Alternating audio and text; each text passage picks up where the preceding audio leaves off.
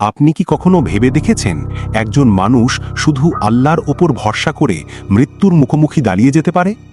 একটি ছোট গ্রামের পাশে ভয়ঙ্কর জঙ্গল, আর সেই জঙ্গলের ভেতরে লুকিয়ে থাকা এক ভয়ঙ্কর দানব, যার ভয়ে গ্রামের মানুষেরা ঘরের দরজা বন্ধ করে লুকিয়ে থাকত।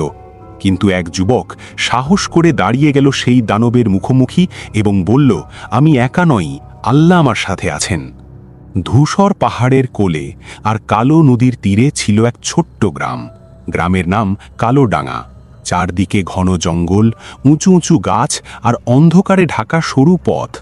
দিনের বেলাতেও জঙ্গলের ভেতরে আলো পুরোপুরি ঢুকতে পারত না, যেন সবসময় সেখানে এক অদ্ভুত নীরবতা আর রহস্য লুকিয়ে আছে। গ্রামের মানুষ ছিল খুবই সাধারণ ও পরিশ্রমী। তারা জমিতে চাষ করত, গরু ছাগল পালন করত, নদীতে মাছ ধরত এবং 5 ওয়াক্ত নামাজ পড়ত। ভোরে মসজিদের আজানের ধ্বনি শোনা যেত, আর সন্ধ্যায় ঘরে ঘরে ধোঁয়া উঠত রান্নার চুলা থেকে। শিশুদের হাসি, মানুষের ব্যস্ততা, সব মিলিয়ে গ্রামটা ছিল শান্ত ও সুখী। কিন্তু একসময় সেই শান্ত গ্রামে নেমে এলো ভয়ঙ্কর এক বিপদ। জঙ্গলের গভীরে দেখা গেল এক অস্বাভাবিক হিংস্র প্রাণী। কেউ বলতো এটা বাঘ, কেউ বলতো চিতা, কিন্তু গ্রামের সবাই এক নামেই তাকে ডাকতে শুরু করল, ছায়া বাঘ। এই প্রাণীটি ছিল অন্য সব বাঘের থেকে আলাদা।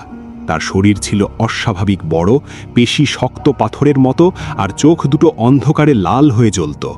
তার গর্জন শুনলে মনে হতো যেন পুরো জঙ্গল কেঁপে উঠছে। প্রথমে এই প্রাণীর আক্রমণ শুরু হয় গ্রামের পশু দিয়ে। রাতে খোঁয়ার থেকে ছাগল উধাও হয়ে যেত। ভোরবেলা গিয়ে দেখা যেত ছিন্ন ভিন্ন চামড়া আর হাড়ের টুকরো পড়ে আছে। কয়েকদিনের মধ্যেই ভেড়া, গরু সবই তার শিকার হতে লাগল। মানুষ বুঝতে পারল এই প্রাণী সাধারণ কোনো বাঘ নয়। একদিন পুরো একটা গোয়ালের গরু মেরে ফেলল সে, গলার কাছে গভীর দাঁতের দাগ। সেই দৃশ্য দেখে গ্রামের মানুষ ভয়ে কেঁপে উঠল। তারপর একদিন ঘটল আরও ভয়ঙ্কর ঘটনা। এক কৃষক রাতের বেলা মাঠ থেকে ফিরছিল। তার হাতে ছিল লণ্ঠন আর মনে ছিল নিজের পরিবারের কথা, কিন্তু সেই রাতেই সে আর ঘরে ফিরতে পারল না। পরদিন সকালে জঙ্গলের ধারে তার নিথর দেহ পাওয়া গেল। শরীরে গভীর নখের দাগ, চারপাশে ছড়িয়ে থাকা মাটি আর শুকনো রক্তের চিহ্ন। সেদিনের পর পুরো গ্রাম যেন আতঙ্কে জমে গেল। রাত হলেই দরজা জানালা শক্ত করে বন্ধ করা হতো। কেউ আর একা বাইরে বেরোতো না। শিশুরা মায়ের আঁচল ধরে থাকত, আর মায়েরা আল্লাহর কাছে দোয়া করত। গ্রামের মানুষ অনেক চেষ্টা করেছিল এই বিপদ থেকে মুক্তি পাওয়ার জন্য। কেউ জাল পাতল, কেউ আগুন জ্বালিয়ে পাহারা দিল, কেউ দল বেঁধে জঙ্গলে ঢোকার চেষ্টা করল। কিন্তু ছায়াবাঘ যেন মানুষের সব পরিকল্পনা আগেই বুঝতে পারত। কিছুদিনের মধ্যেই মানুষ বুঝতে পারল শুধু শক্তি নিয়ে এই বিপদ মোকাবিলা করা সম্ভব নয়। তখন তারা আল্লাহর দিকে ফিরে গেল। গ্রামের মসজিদে মানুষ আরও বেশি করে নামাজ পড়তে শুরু করল।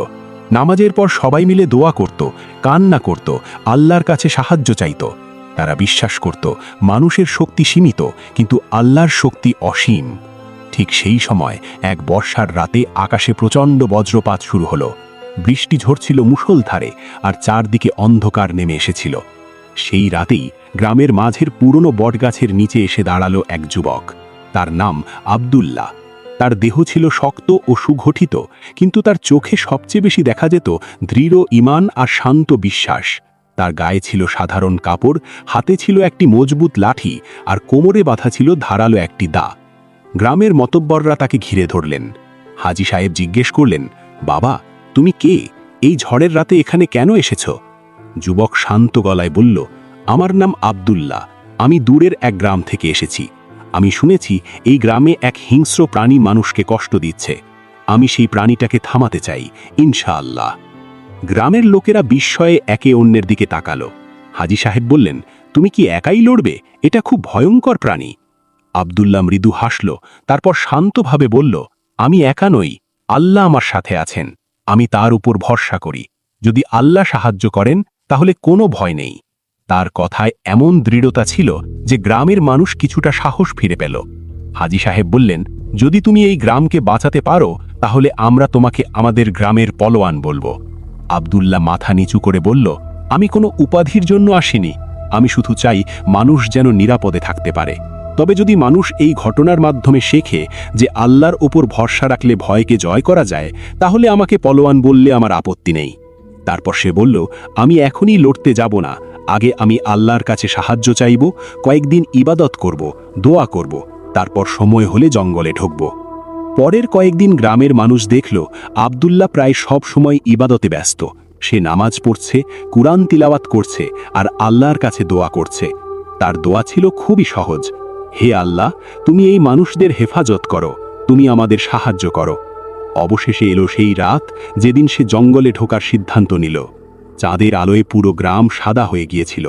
গ্রামের মানুষ বটগাছের নিচে জড়ো হয়েছিল, কেউ দোয়া পড়ছিল, কেউ কাঁদছিল, কেউ আকাশের দিকে তাকিয়ে আল্লাহর কাছে সাহায্য চাইছিল।